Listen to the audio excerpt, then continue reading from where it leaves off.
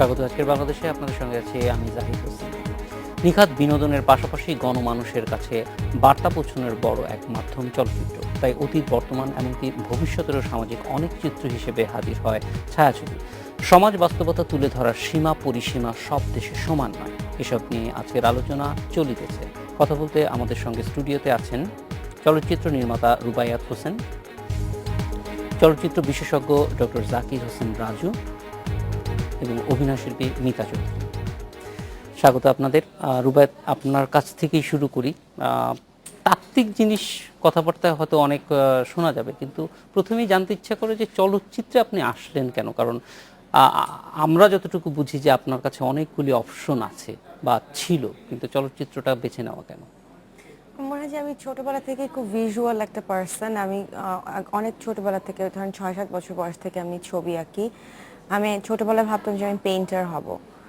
পরে আমি একাডেমিক লাইনে চলে যাই, কিন্তু ওই ভিজুয়ালের প্রতি আমার যে আগ্রহটা ওটা সবসময়ই ছিল। আর যেহেতু ফিল্ম একটা ভিজুয়াল মিডিয়াম, ন্যাচারালি এটার প্রতি আমি অ্যাট্রাক্টেড এবং এটা নিয়ে কাজ করতে চাই। মেহেরজান আপনার প্রথম ছবি। এই ছবিটি এখন আর দর্শকদের জন্য উন্মুক্ত নেই। এরকম একটি পরিস্থিতিতে দ্বিতীয় ছবি করাটা, এটা বাড়তি কোনো বাধা বা ইন্সপিরেশন কোন দিকে আপনার মনে হয় যে এই বিষয়টি কাজ করেছে? আমার দুইটাই ছিল। একটা তো ডেফিনেটলি, একটা তো সেটব্যাক, যে আপনার ফার্স্ট ফিল্ম যখন আপনি চালাতে পাচ্ছেন না, সেটা নিয়ে কিছু নেগেটিভ রিয়াকশনস হচ্ছে, ওইখান থেকে আবার আরেকটা ফিল্ম করার স্ট্রেংথটা গ্যাদার করাটা ডিফিকাল্ট ছিল। কিন্তু আমি যখন কাজ করতে গিয়েছি, আমি কিন্তু অভিনয় শিল্পী বা কলাকুশলী যাদের সাথে কাজ করতে গিয়েছি, সবার সহযোগিতা আমি পেয়েছি। এক্ষেত্রে যেমন মেহেরজানটা একটা বিশেষ কারণে আলোচনায় এসেছে এবং সেটা নিয়ে নানান রকম কথাই আছে। সেটা নিয়ে আমরা হয়তো এখন খুব বেশি আলোচনা করব না, যদিও সময় হলে অবশ্যই একটু জানতে চাইব। কিন্তু আন্ডার কনস্ট্রাকশন আসলে আপনি কি নিয়ে করছেন, এবং সেইখানেও কোনো ধরনের, মানে মেহেরজানে যেমন একটা প্রথাগত জিনিসকে চ্যালেঞ্জ করা হয়েছে, আমাদের হয়তো সবার একরকম ধারণা, সেই ধারণাটাকে চ্যালেঞ্জ করা হয়েছে। আমাদের সমাজ কতটুকু সেটার জন্য প্রস্তুত, যে কোনো বিষয়, এটা শুধুমাত্র মেহেরজানের কন্টেন্টের কথা বলছি না, যে কোনো বিষয়ে আপনি যখনই একটা প্রচলিত ধারণার বাইরে যাবেন, সেটাকে সব সমাজ একভাবে গ্রহণ করে না। সেক্ষেত্রে আপনার আন্ডার কনস্ট্রাকশনও সেই রকম কোনো ব্যাপার আছে কিনা আপনার নিজের মধ্যে, যে আপনি আসলে একটা কোনো কিছুকে চ্যালেঞ্জ করছেন? আন্ডার কনস্ট্রাকশন আসলে সেভাবে ছিল না, আর মেহের জন্য কিন্তু আমি কোনো কিছুকে চ্যালেঞ্জ করিনি। হ্যাঁ, কিন্তু কেউ চ্যালেঞ্জ ফিল ফিল করেছে, এটা করেছে, আসলে হ্যাঁ, আপনার কিছু সেটা করার আমার নেই। কিছু করার ছিল না। আর আন্ডার কনস্ট্রাকশনটা আসলে একটা কন্টেম্পোরারি গল্প এবং আমরা এটা সবাই রিলেট করতে পারবে। এবং এ পর্যন্ত যারা দেখেছে সবাই কিন্তু রিলেট করতে পেরেছে। আমরা একটু জাকির হোসেনের কাছে যাব। জাকির হোসেন রাজু, এই যে ধরেন আন্ডার কনস্ট্রাকশনের মতো ছবি এখন তৈরি হচ্ছে, এবং আমরা গত কিছুদিন যাবতই, আমি সময়ের বিবেচনাটা করব না, কিন্তু আমরা দেখছি যে একটু ভিন্নভাবে ছবি নিয়ে নতুন করে, এবং সবচেয়ে যেটা ভালো লাগে সেটা হচ্ছে নতুন কাজ যারা করছেন তারা আসলে বয়সেও অনেক নতুন, দৃষ্টিটা নতুন, ভিন্ন অনেক কিছু করতে চাচ্ছেন। এটা একটু জানতে চাই যে এই বিষয়টা, আমাদের ট্রেন্ডটা কীরকম দেখছেন, যেহেতু আপনি ছাত্রদের সঙ্গেও কাজ করছেন এবং অবশ্যই প্রেক্ষাগৃহেও দেখছেন। আমার মনে হয় গত 2-3 বছর ধরে আমরা যেটা লক্ষ্য করছি যে আপনার বেশ কিছু ছবি তৈরি হয়েছে, যেগুলো আপনি যে শব্দটা বলেন চ্যালেঞ্জ, আমি সেটাকে পিক করতে চাই। সেটা হলো যে কোনো না কোনোভাবে তারা আমাদের চলচ্চিত্র নির্মাণের ধারাকে চ্যালেঞ্জ করছে, আমাদের চলচ্চিত্র নিয়ে ভাবার বা আমাদের নিজস্ব আইডেন্টিটি নিয়ে ভাবার যে ধরন, সেটিকে চ্যালেঞ্জ করছে। আমরা আজকে আন্ডার কনস্ট্রাকশন নিয়ে কথা বলবো। এর মধ্যে আমি উল্লেখ করতে চাই যে গত 1-1.5 বছরের মধ্যে আপনার আবু শাহেদ ইমনের জালালের গল্প, আপনার মুক্তি পেয়েছে জাহিদুর রহিম অঞ্জনের মেঘমল্লার, মোর্শেদুল ইসলামের অনিল বাগচির একদিন, এবং বিশেষ করে আপনি যদি অনিল বাগচি আর মেঘমল্লার দেখেন, দুটি ছবি মুক্তিযুদ্ধ নিয়ে। এবং মুক্তিযুদ্ধ নিয়ে আমরা সচরাচর যেই ধরনের হিরোইক একটা চিত্র চিন্তা করি, এই দুটো ছবি কিন্তু তার বাইরে। এই দুটি ছবি এক ধরনের একটা মিল আছে, আমি যেটা দেখি সেটা হচ্ছে আপনার যে একজন অক্ষম মুক্তিযোদ্ধা, যার মুক্তিযোদ্ধা হওয়ার কথা না, সে কিভাবে শেষ পর্যন্ত মুক্তিযুদ্ধে অংশগ্রহণ করে। আমরা কিন্তু ওরা 11 জন বা আপনার আগুনের পরশমণি, যেসব মানে খুব আমি বলবো মুক্তিযুদ্ধের জন্য নাম করা ছবি, সেইগুলোতে কিন্তু আমরা এই ধরনের মুক্তিযুদ্ধের ইতিহাসকে যে এক ধরনের রিথিঙ্ক করা, সেটা আমরা আগে দেখিনি। সেদিক থেকে এই দুটো ছবি ইম্পর্টেন্ট, বাট মোর ইম্পর্টেন্টলি এই 4টি ছবি এবং আরও ছবি এখন নির্মাণাধীন আছে, যেগুলো দিয়ে আমরা কিন্তু আশা করছি যে বাংলাদেশের সিনেমা একটা নতুন ফেজে প্রবেশ করতে যাচ্ছে, এবং সেখানে অবশ্যই রুবায়েতের মতো, আবু শাহিদ ইমনের মতো যারা আপনার দেশ বিদেশ থেকে চলচ্চিত্র নিয়ে ধারণা নিয়ে আসছেন, প্রশিক্ষণ নিচ্ছেন, এবং সর্বোপরি আমি বলবো যে স্বাধীন ধারার চলচ্চিত্র নির্মাণের যে চ্যালেঞ্জ, সেটি কিন্তু সাংঘাতিক চ্যালেঞ্জ, এবং সেটি 24 ঘন্টার চ্যালেঞ্জ। সেটা ঘরে বাইরে যে কোনো জায়গায়, মানে ইন্ডিপেন্ডেন্ট সিনেমা তৈরি করা, সেটি তৈরি করাটাই একটা বলবো যুদ্ধ, তারপরে সেটি আবার দেখানো হচ্ছে আরেকটা যুদ্ধ। তো তাদের মতো তরুণ তরুণীরা যেখানে অন্য ধরনের আরও লুক্রেটিভ প্রফেশনে তারা যেতে পারতেন, সেটি না গিয়ে তারা সিনেমার ম্যাজিকে বাধা পড়েছেন, সিনেমার প্রেমে তারা নতুন ধারার ছবি করছেন। সেটার জন্য আমরা কিন্তু যারা চলচ্চিত্র নিয়ে চিন্তা ভাবনা করি, পড়াশোনা করি, আমরা খুব আশান্বিত হয়ে আছি।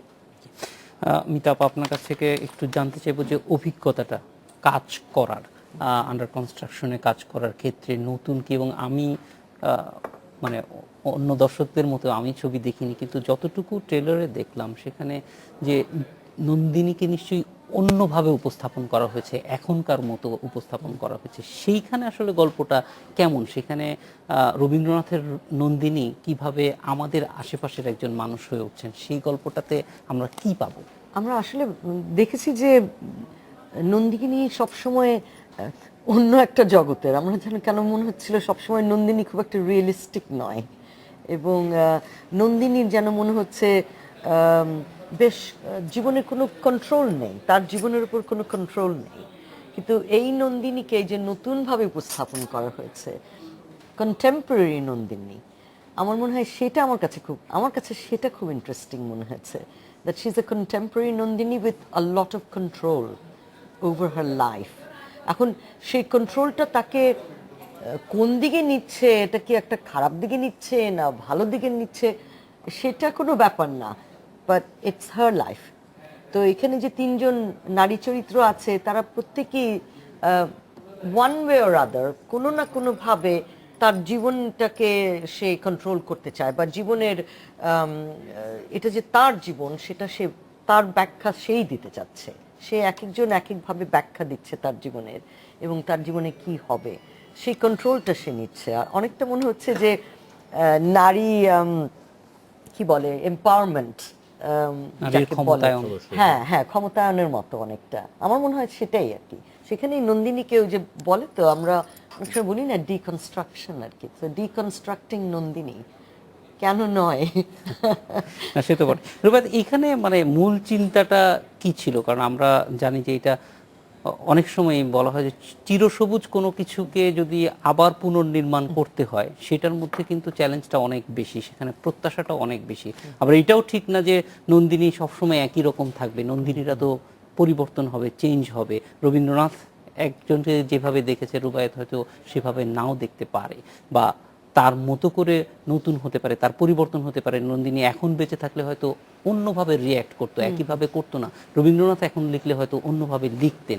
তো সেই ক্ষেত্রে আমি জানতে চাই যে এই যে নন্দিনীকে বেস করে এখনকার সময়ের মেয়েদের কথা বলা, তাদের মানে সত্যিকার অর্থে যদি বলি তাহলে এখন রাজার মতো এখন আমাদের দেশেরও প্রায় সব মানুষই একরকম শৃঙ্খলের মধ্যেই আছে।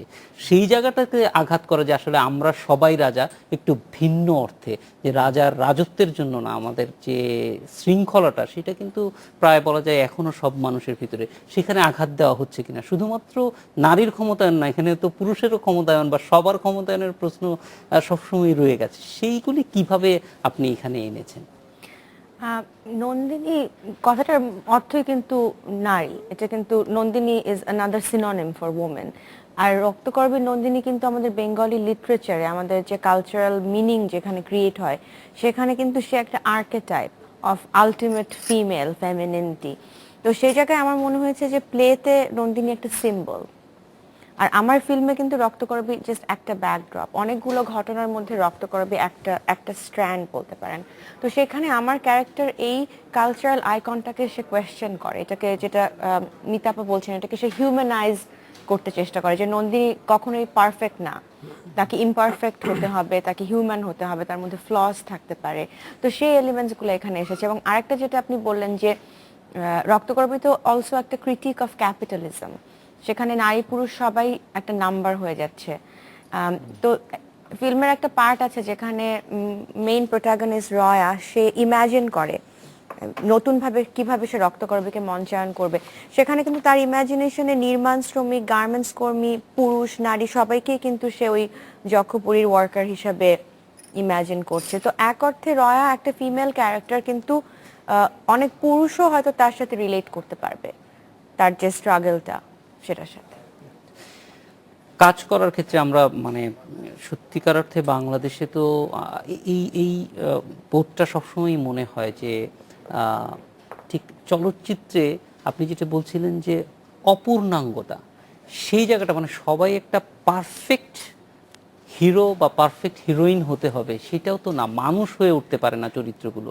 সেখানে আপনার নানান কারণে আপনি আপনার সিনেমাতে সেক্স আনতে পারবেন না যথাযথভাবে, আপনি সেখানে ভায়োলেন্স কতটুকু দিবে সেটার জন্য আপনাকে একটা সেন্সর বোর্ড সামনের থেকে আনছেন, এবং আপনার যে বিশ্বাস আছে সেই বিশ্বাসগুলির বাইরে যেতে পারবেন না। এইরকম একটা শৃঙ্খলের মধ্যে কাজ করতে গিয়ে আসলে আমরা যদি যেটা বলি যে আমাদের সাংবাদিকতার ভাষায় খুব চর্চা আছে সেলফ সেন্সরশিপ, সেইটা একজন পরিচালকের মধ্যে কতটুকু আছে? কারণ আমার মনে হয় যে অনেক সময় আমি ছবিতে বিভিন্ন সময় ছবি দেখতে গিয়ে মনে হয় যে সে ওই জায়গাটায় আর যেতে চাচ্ছে না, চরিত্রটা আরেকটু এগিয়ে যেতে চায় কিন্তু পরিচালক ওখানেই থেমে দিচ্ছে কারণ সে মনে করছে যে আর যাওয়া যাবে না, যেটা হয়তো আপনি অন্য যে কোনো দেশের ছবিতে সেই রকম বাধা ধরা ব্যাপারগুলি অত বেশি আমরা দেখি না। এই জায়গাটা একটু জানতে চাই যে আপনাদের এই কাজ করে কিনা।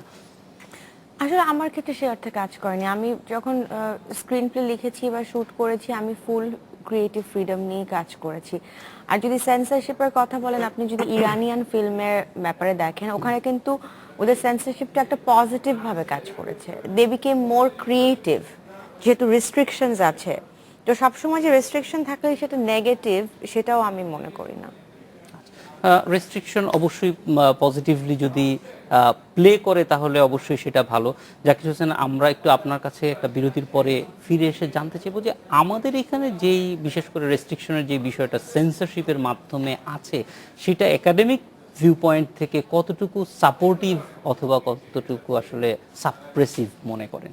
একটা বিরতিতে পরে আজকের বাংলাদেশে যাচ্ছে একটা বিরতি।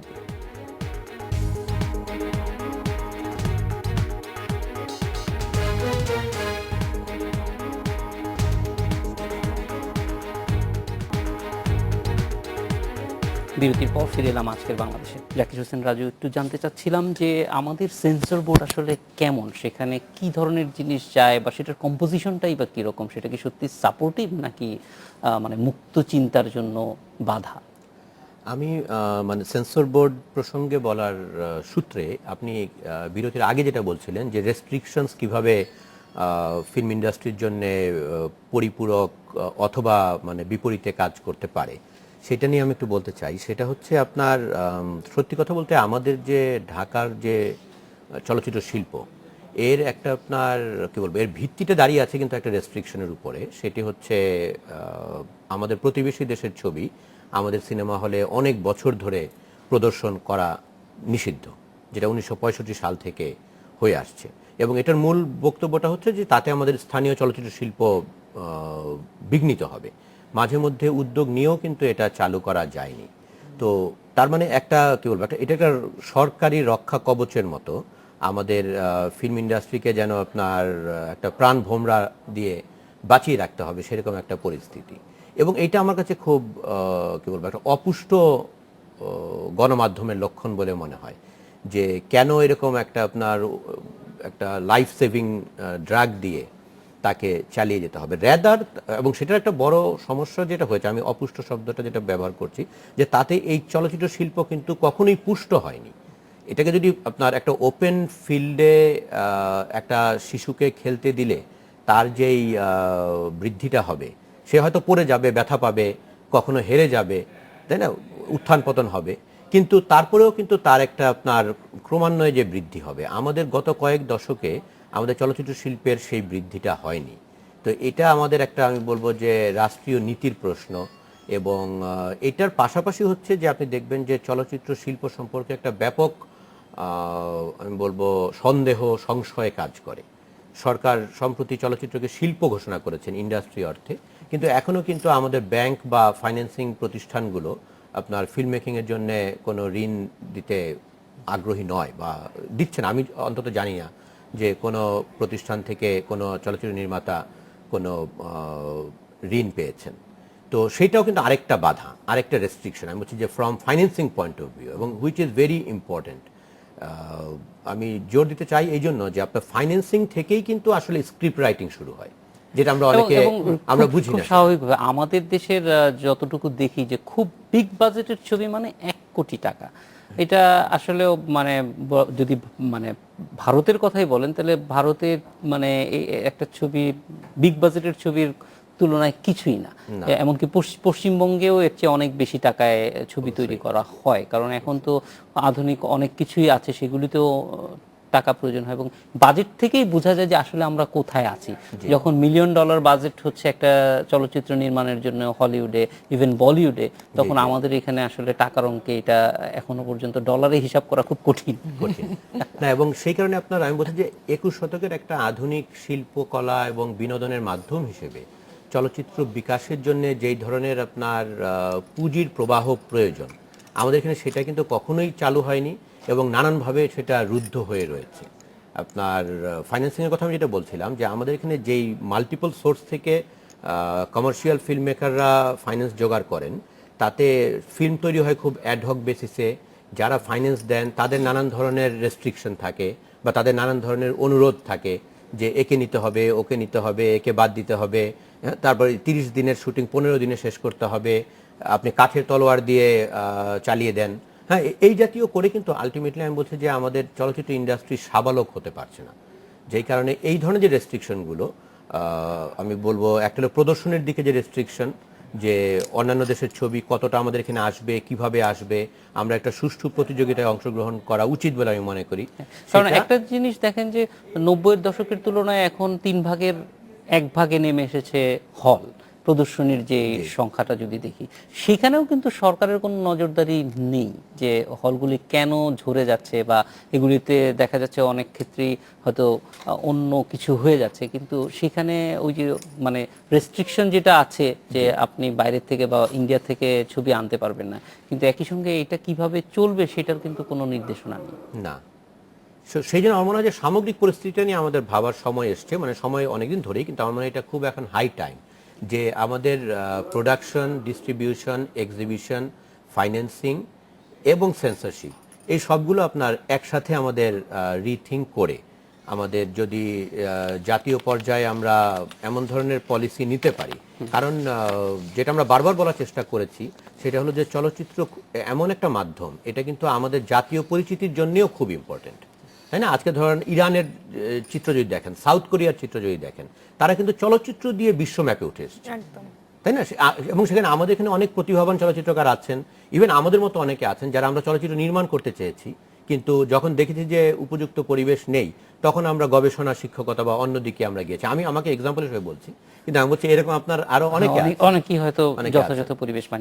মিতা চৌধুরী, আমরা একটু চলচ্চিত্রে আবার আসতে চাই যে প্রাতিষ্ঠানিক যেসব সুবিধা অসুবিধা আছে তার বাইরেও যে কাজ করতে গিয়ে কি আপনাদের কখনো মনে হয় যে এই ধরনের ধরেন সেন্সরশিপের বিষয় হোক অথবা গভর্নমেন্টের পলিসি হোক, সেইগুলি কাজে কোনোভাবে প্রভাব ফেলছে প্রত্যক্ষ অথবা পরোক্ষভাবে?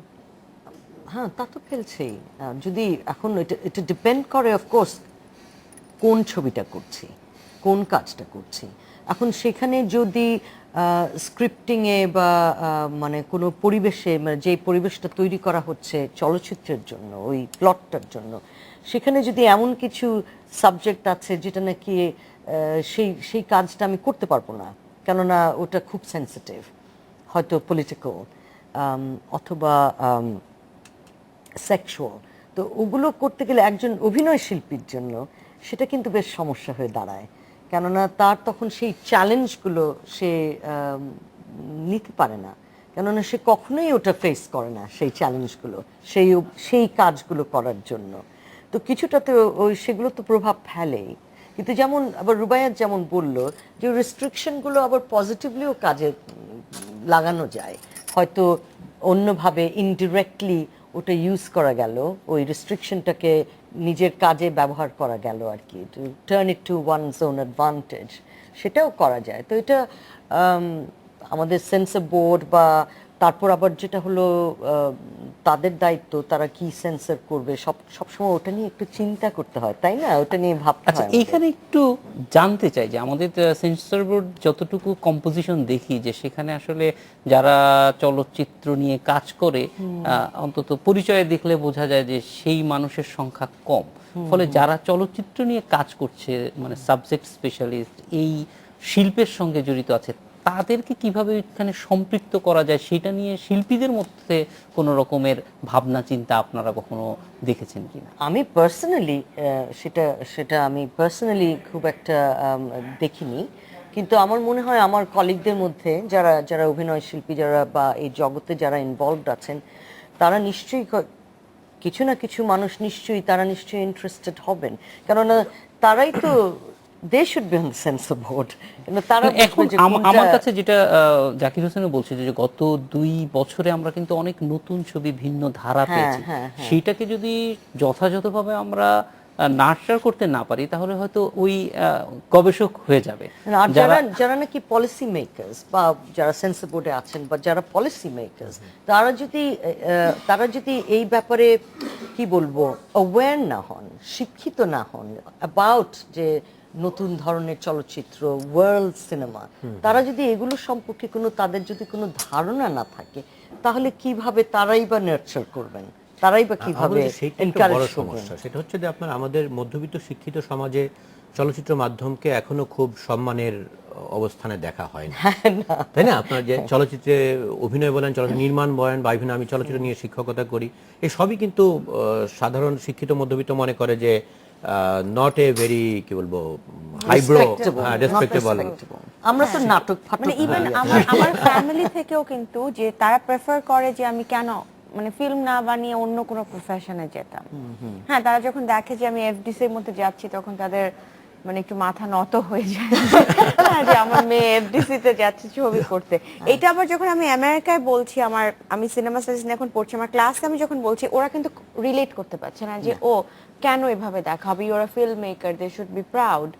কিন্তু আমাদের রিয়ালিটিতে ক্যাথরিন মাসুদ একবার লিখেছিল যে আমাদের ভাষায় বলা হয় যে সিনেমায় নামা, হ্যাঁ, যে আপনি সিনেমা প্রফেশনে নামলেন, যে ইউ গো ডাউন। সেগুলি তো আছে, কিন্তু তারপরেও আমার মনে হয় যে এখন যে ধারাটি শুরু হয়েছে এটা মানে আমরাও যদি দেখি যে 60-এর দশকে 70-এর দশকে সেখানে কিন্তু ওই একটা রেসপেক্টের জায়গায় ছিল, এবং তখন চলচ্চিত্রের সঙ্গে যারা ছিলেন তাদের নাম যদি দেখা যায় তাহলে সামনের কাতারের মানুষই ছিলেন, লেখক হিসেবে, নির্মাতা হিসেবে সবাই। কিন্তু মাঝখানে 80-র দশকের শেষের দিকে থেকে শুরু করে বলা যায় যে দুই দিক থেকেই, দর্শকদের দিক থেকেও একটা দূরত্ব তৈরি হয়েছে, এবং সত্যিকারের নির্মাতারা যারা মনের তাগিদে নির্মাণ করতে চান তারাও এফডিসি থেকে কেন যেন কোন একটা কারণে তৈরি হয়েছে, আমি জানি না, এগুলি নিশ্চয়ই গবেষণার বিষয়, কিন্তু সেটাকে আবার ফিরে আনার যে প্রয়োজন, এই দাগিদটা কিন্তু এখন যারা নতুন নির্মাতা তারাও বোধ করেন, দর্শকদের মধ্যেও একটা বোধ আছে, কিন্তু কোথাও এক জায়গায় কানেকশনটা আবার তৈরি করতে হবে, কারণ কানেকশনটা যে ছিঁড়ে গেছে এটা কিন্তু আমরা প্রায় সবসময় বুঝি।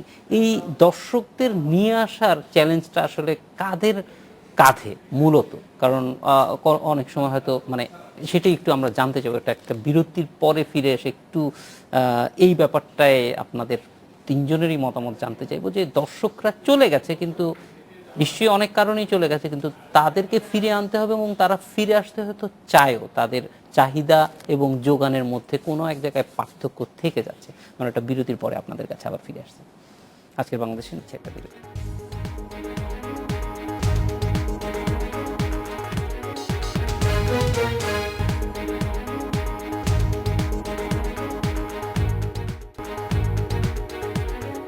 বিরতির পর ফিরে এলাম আজকের বাংলাদেশে। রুবাইয়াত, আপনার কাছে একটু জানতে চাই যে আমরা এই যে চলচ্চিত্র নিয়ে বা দর্শকের ব্যাপারে যেই প্রসঙ্গটি সবসময় আসে যে আমাদের একটা তৈরি দর্শক ছিল, সেই দর্শকটা আমরা কোনো না কোনোভাবে হারিয়েছি। সেইখানে আসলে আমাদের প্রত্যেকেরই দায়িত্ব আছে। সেইটা কিভাবে আমরা দায়িত্বটা তুলে নিতে পারি যে দর্শকদেরকে আবার প্রেক্ষাগৃহে নিয়ে আসা, তাদের প্রয়োজন মানসম্মত ছবি কিনা, বাট আমি জানি না কি করলে পরে সেটা সম্ভব। দর্শক কিন্তু একটা সময় কিন্তু হলমুখী ছিল 70s বা আর্লি 80s তারপর কিন্তু মানে একটা ফেজ আসলো যখন দর্শকরা ঘরের মধ্যে চলে গেল, ডিভিডি, ভিসিআর, এবং হলের পরিবেশগুলো খারাপ হতে থাকলো, ফ্যামিলি নিয়ে মানুষের হলে যাচ্ছে না, একটা কাট পিসের কালচার শুরু হয়ে গেল। এখন ওই অডিয়েন্সটাকে আবার আপনার ফিরানোটা কিন্তু ডিফিকাল্ট, কারণ ওদের অভ্যাসটা চলে গেছে। তো আমার মনে হয় সেটা সবার উপরেই দায়িত্বটা পড়ে, film maker, government policy maker, আর এক্সিবিটর যারা ডিস্ট্রিবিউটর, যারা সিনেমা হলের মালিক। কারণ আমি হয়তো একটা ফিল্ম বানাচ্ছি, আপনি দর্শক, কিন্তু আমাদের মধ্যে মিসিং লিঙ্কটা কিন্তু হচ্ছে ওই এক্সিবিটর, ওই ডিস্ট্রিবিউটর।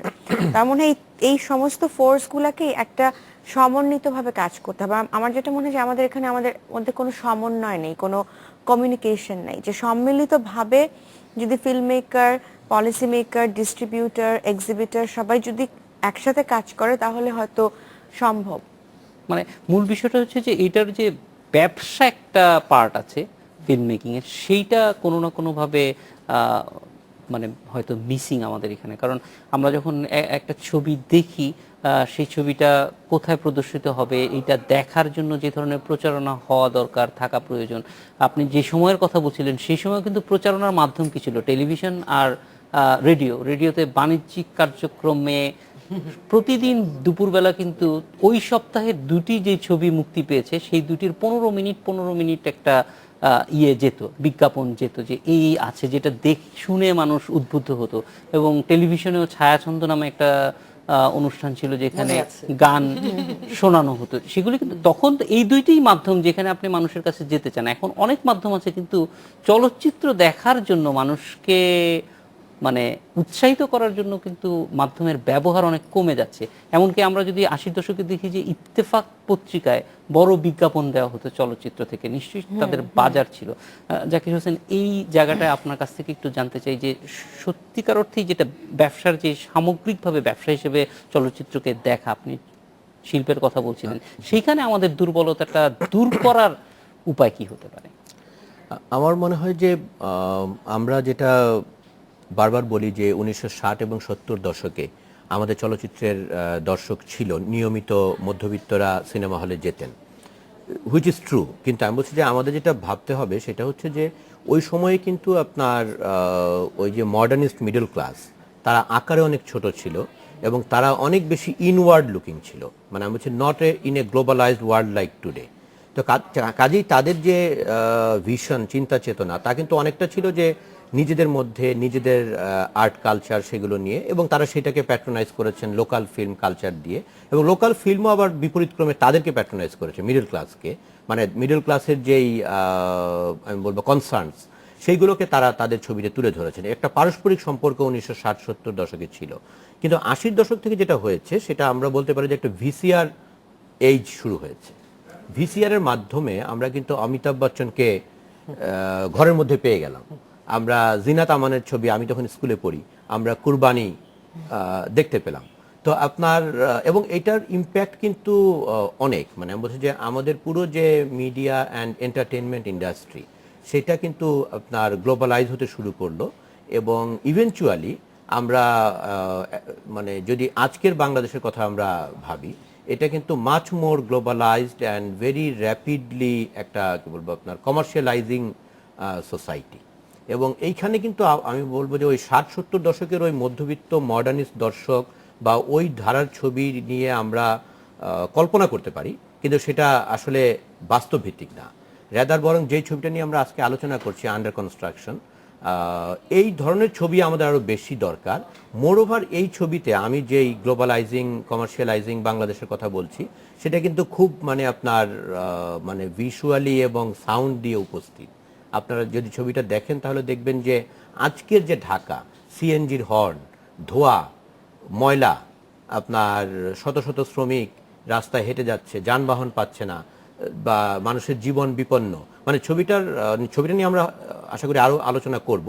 তো আমি বলছি যে ছবিটাকে আমরা অনেকেই যেটা সংক্ষেপে বলছি যে একটা কি বলে 3 জন নারীর একটা আত্ম আবিষ্কারের গল্প।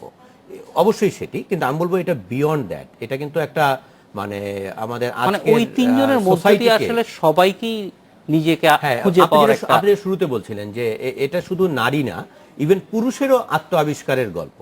এবং আমি এটাকে আরেকটু বৃহত্তর অর্থে বলতে চাই যে আজকের বাংলাদেশকে আমরা কিভাবে দেখব, বিশ্বায়ন এবং বাণিজ্যায়ন আমাদের সোসাইটিকে কিভাবে মানে ভিতর থেকে পাল্টে দিচ্ছে, যেটা আমরা অনেকে কিন্তু মানে যেন ফিল করতে পারছি না। এমনকি 5-10 বছর পরে কিন্তু বাংলাদেশের চেহারা আরো পাল্টাবে, আমরা সেটা কল্পনা করতে পারছি কিনা। এবং সেটার জন্য আমাদের যেই নতুন দর্শক, তাদের জন্য কিন্তু নতুন ধরনের ছবি দরকার, নতুন ধরনের ডিস্ট্রিবিউশন দরকার। আজকে দর্শক কিন্তু মাল্টি চ্যানেল দর্শক, মানে আমি শুধু টিভি চ্যানেলের কথা বলছি না, আমি বলছি যে আমার স্টুডেন্টরা মোবাইলে ছবি শেয়ার করছে, তারা আপনার ইউটিউবে তাদের বানানো শর্ট ফিল্ম আপলোড করছে, তারা ফেসবুকে বা টুইটারে টুইট করছে। তো এই যে আপনার খুব র্যাপিডলি চেঞ্জিং মিডিয়া সিনারিও এবং তার সাথে আপনার ফিল্ম মেকিং অ্যান্ড এন্টারটেনমেন্ট অপশনসের যেই চিত্রটা আপনার পাল্টে যাচ্ছে, সেটাকে ট্যাপ করার জন্যে, সেটাকে সদ্ব্যবহার করার জন্যে আমাদের ফিল্ম ইন্ডাস্ট্রি, আমাদের আমি বলবো চলচ্চিত্র পলিসি যারা দেখেন বা তৈরি করেন, সরকার এবং বিভিন্ন দপ্তর, তারা আসলে এখনো ওইভাবে তৈরি নয়। তাদেরকে অবশ্যই এটার জন্য প্রস্তুত হতে হবে। মিতা চৌধুরী, এই একটু আমরা যদি আন্ডার কনস্ট্রাকশন চলচ্চিত্রে আসি, যে সেইখানে আপনার ভূমিকা কেমন ছিল এবং ছবিটিতে কাজ করতে গিয়ে কো আর্টিস্টদের সঙ্গে বা পুরো টিম ওয়ার্কটা কেমন ছিল একটু জানতে চাই। দারুণ ছিল, কিন্তু আমি কয়েকবারই বলেছি এই কথাটা, পুরোপুরি নারী বান্ধবীদের দ্বারা বেষ্টিত ছিলাম আর কি। তো চমৎকার একটা এক্সপিরিয়েন্স, অভিজ্ঞতা, কেননা সবাই বেশিরভাগই এখানে নারী কলাকুশলী, including DOP assistant directors, and of course নির্মাতা মানে রুবাইয়াত। সবাই মিলিয়ে আমরা বিভিন্নভাবে, আমার কেন যেন মনে হচ্ছে এই ছবিটা কাজ করার সময় নিজেদেরও একটা মনে হচ্ছিল একটা কাকতালীয়ভাবে হয়তোবা সেলফ ডিসকভারিও হচ্ছিল, কেননা অনেক গল্প, জীবনের অভিজ্ঞতা নিয়ে ভাবের আদান প্রদান চলছিল, চরিত্র নিয়ে কথাবার্তা তো অবভিয়াসলি হচ্ছিল। তো সেগুলো আমার কেন যেন মনে হচ্ছে আমাকে বোধহয় এনরিচ করেছে আর কি, আমাদের প্রত্যেককে। রুবাইয়াত অবশ্যই বয়সে আপনার চেয়ে অনেক ছোট, কিন্তু আপনি দীর্ঘ সময়ের অভিজ্ঞতা, আপনার অভিজ্ঞতা আসলে ওর জীবনের চেয়েও বেশি। তো তারপর এইটা গুরুত্বপূর্ণ যে মানে ছোটদের সঙ্গে কাজ করার একটা ভিন্ন অভিজ্ঞতা, সেইটা মানে আমি বলতেছি শুধুমাত্র বয়সের ছোটর কারণে। এইটাকে আপনি কিভাবে দেখছেন, এটা কাজ করার জন্য? না না না, আমি একদম পুরো ডিসএগ্রি করব। যখন একটা পেশায় আছি, তো she is a professional, I M a professional. তো সেখানে রুবাইয়াত মানে ও তো ফিল্ম মেকিং সম্পর্কে যা জানার ও জানে এবং ভবিষ্যতে আরও জানবে। তো film making as a director, সেই ব্যাপারে তো আমার কোনো ধারণাই নেই।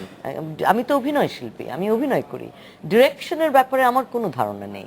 তো সুতরাং আমার সবসময় এই ব্যাপারটা আমি শুধু জানতে চাচ্ছি যে এইটা একটা বড় বিষয়, যে মানে তার ডিরেকশনে আপনি কাজ করছেন, সেই অভিজ্ঞতাটা জানতে চাচ্ছি যে সেইটা কেমন ছিল, কারণ আপনি অনেকের ডিরেকশনেই আপনি কাজ করেছেন। হ্যাঁ, আজকাল যেটা হচ্ছে বয়সের কারণে বেশিরভাগ ডিরেক্টরই আমার থেকে বয়সে অনেক ছোট, কিন্তু আমি সবসময় ভাবি যে director is the king or the queen, এবং ডিরেক্টরের সাথে অবভিয়াসলি কথাবার্তা বলে আলোচনা করে ডিরেক্টরের সাথে কাজ করব।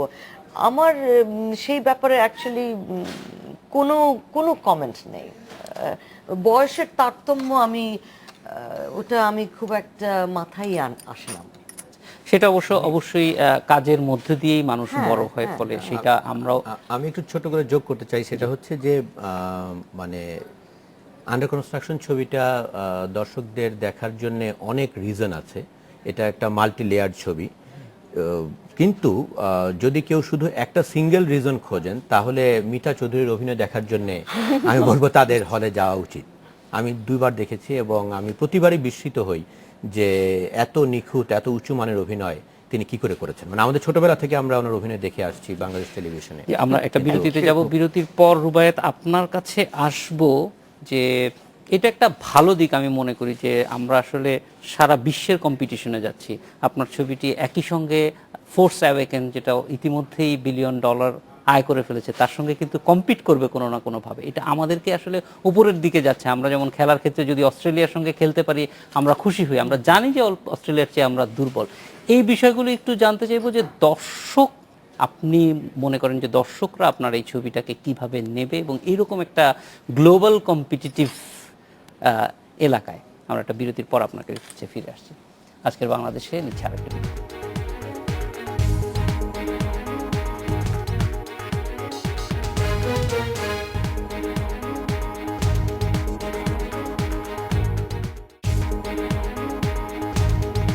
বিরতির পর ফিরে এলাম আজকের বাংলাদেশে।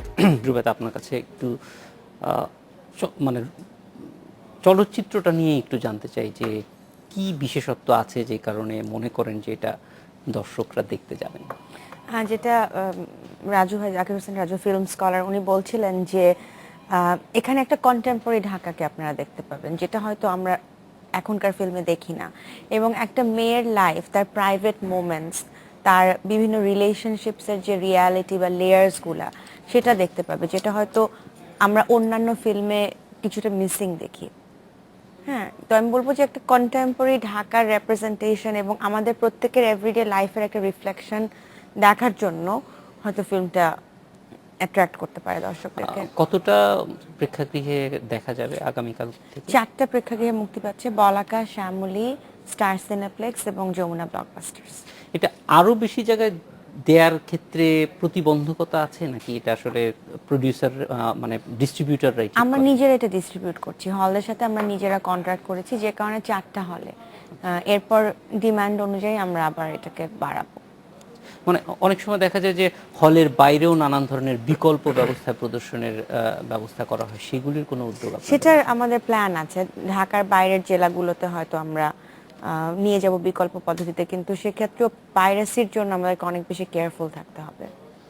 পাইরেসি তো অবশ্যই একটা সমস্যা, কিন্তু তারপরও আমাদের মূল বিষয়টা যেটা, ধরেন অনেক ভালো ছবি তৈরি হয় কিন্তু শেষ পর্যন্ত তার যেটা উদ্দেশ্য মানুষের কাছে যাওয়া, সেই জায়গাটা আমরা কিন্তু দেখেছি যে বেশ অনেক চলচ্চিত্র পুরস্কার পেয়েছে কিন্তু পুরস্কারপ্রাপ্ত ছবিটা কিন্তু দর্শকের কাছে যায়নি।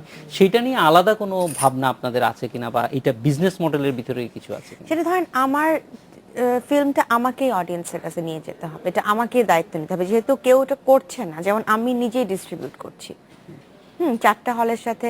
কিন্তু এটার একটা পজিটিভ দিকও যে আমার যে ইন্ডিয়ান ফিল্ম মেকার বা আমেরিকান ইন্ডিপেন্ডেন্ট ফিল্ম মেকার ফ্রেন্ডরা, তারা অবাক হয়ে যাচ্ছে যে তুমি তোমার ফিল্ম হলে রিলিজ করতে পারছো। এটাও কিন্তু আমাদের একটা পজিটিভ দিক। ইন্ডিয়াতে বা আমেরিকায় কিন্তু একটা ইন্ডিপেন্ডেন্ট ফিল্ম মেকার ডিরেক্টলি হলে গিয়ে ছবি রিলিজ করতে পারবে না, তাকে অবশ্যই একটা প্রফেশনাল ডিস্ট্রিবিউটরের থ্রুতে যেতে হবে। এটা একটা বাড়তি সুবিধা অবশ্যই। আরেকটি জিনিস জানতে চাইবো যে শেষ পর্যন্ত ছবিটা তৈরির পরে দেখে কি মনে হয়েছে, এবং পারফর্মারদের ব্যাপারে আপনার এক্সপেকটেশনের সঙ্গে কতটুকু মিল ছিল? আমি তো আসলে ধরেন নিজের ফিল্ম দেখলে তো সবসময় ফ্লটাই প্রথমে চোখে পড়ে, কিন্তু আমি বলবো যে আমি স্যাটিসফাইড ছিলাম ইন দ্য সেন্স যে আমি যেটা কনভে করতে চেয়েছি সেটা হয়তো কনভেড হয়েছে। আমার ইন্টারন্যাশনাল স্ক্রিনিংয়ে বা বাংলাদেশের স্ক্রিনিংয়ে রেসপন্স খুব ভালো ছিল এবং সবাই পারফর্মারদের অনেক প্রশংসা করেছে। আমি নিজেও আসলে বিশেষত মিতা আপা, শাহানা, রিকিতা নন্দিনী শিমু, সে একটা ইয়াং অ্যাক্টর বাংলাদেশের, তো এদের সাথে কাজ করে আমি খুবই মানে ফুলফিলড ফিল করেছি। আমার হাতে একদম সময় নেই। মিতা চৌধুরী, আপনার কাছে একটু জানতে চাইবো 30 মিনিট সেকেন্ডে যে কেন আমরা হলে যাব কাল থেকে? অনেক কিছু হয়তো নিজের চিন্তার একটা খোরাক যোগাবে ছবিটা, তাই। আপনাদের তিনজনকে অনেক ধন্যবাদ আজ আমাদের সঙ্গে যোগ দেওয়ার জন্য, এবং অবশ্যই আশা করি আপনাদের ছবিটা দর্শক খুব ভালোভাবে গ্রহণ করবে। এই ছিল আজকের বাংলাদেশে। দেখা হবে আগামী রোববার এক সময়। শুভরাত্রি।